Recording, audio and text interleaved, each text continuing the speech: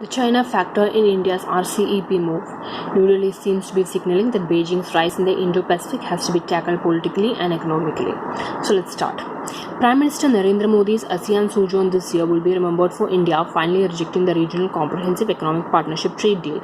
Apart from the 10 member states of the Association of Southeast Asian Nations, the mega deal was to include the Bloc 6 free trade partners: China, India, South Korea, Japan, New Zealand and Australia. In his speech at the RCEP summit in Bangkok, Mr. Modi argued that while India has been proactively, constructively and meaningfully engaged in the RCEP negotiations since inception, the draft RCEP agreement did not fully reflect the basic spirit and the agreed guiding principles of RCEP, even as it did not address satisfactorily India's outstanding issues and concerns. The RCEP negotiations were launched in 2012 and this year there was a big push to get it finalized. After India's rejection, the remaining 15 members decided to go ahead and underlined their intent to sign a trade deal sometime next year, keeping the door open for India to join at a later date. At a time of escalating Sino-US trade tensions, China was particularly keen to see a successful conclusion of the RCEP summit and had been vigorously pushing for that. But that's precisely where the problem for India lay as well. India's demands in the RCEP negotiations included shifting the base year for tariff cuts from 2014 to 2019, avoiding a sudden surge in imports from China by including a large number of items in an trigger mechanism, calling for stricter rules of origin to prevent dumping from China, and a better deal in services. The China factor therefore was key to New Delhi's assessment of costs and benefits. Large trade deficits. While India runs large trade deficits with at least 11 of the 15 RCEP members, China alone accounts for $53 billion of India's $105 billion trade deficit with these. Given China's needs for greater access to Indian market to sustain its manufacturing industries, India was keen to protect its industry and farmers from a surge in Chinese imports. India's experience with free trade agreements or FTAs has been underwhelming, with the Niti Aayog suggesting that FTA utilization, which is in the 5 to 25% range, was measly. Domestically, the RCEP generated considerable opposition, with major stakeholders coming out against it, be it farmers, dairy industry or the corporate sector.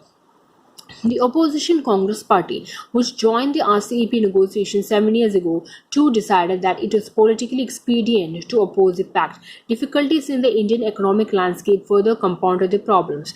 If global negotiations are a two-level game, both the levels were facing severe challenges, making this rejection a veritable necessity. Comprising half of the world population and for nearly 40% of the global commerce and 35% of the GDP, the RCEP would have become the world's largest free trade area after finalization, with India being the third biggest economy in it.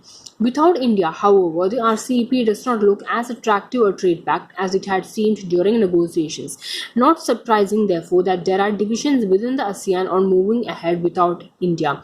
ASEAN has always been keen on a diversified portfolio of partners so that its member states can leverage their centrality in their dealings with the major powers and maintain their strategic autonomy. While China's clout has been growing in the region, ASEAN member states have tried to keep the US engaged in the region as well, but with the Trump administration giving mixed signals about Washington's commitment towards the region, ASEAN has been looking at New Delhi with a renewed sense of anticipation.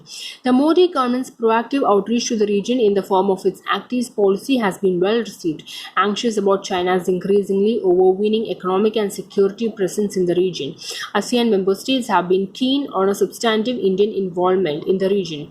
India's decision to keep away from the RCEP will hence certainly cause concerns about its larger game plan vis-a-vis the region. New Delhi's entire Indo-Pacific strategy might be open to question if steps are not taken to restore India's profile in the region.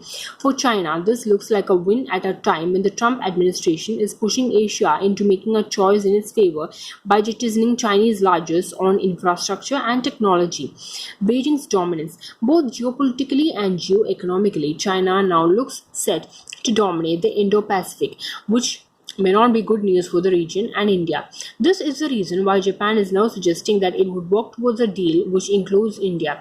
Even as China is pushing for an early conclusion of RCEP among the remaining 15 members, Japanese Trade Minister Hiroshi Kajiyama made it clear that Tokyo wants to play a leading role towards reaching an early agreement between all 16 countries, including India.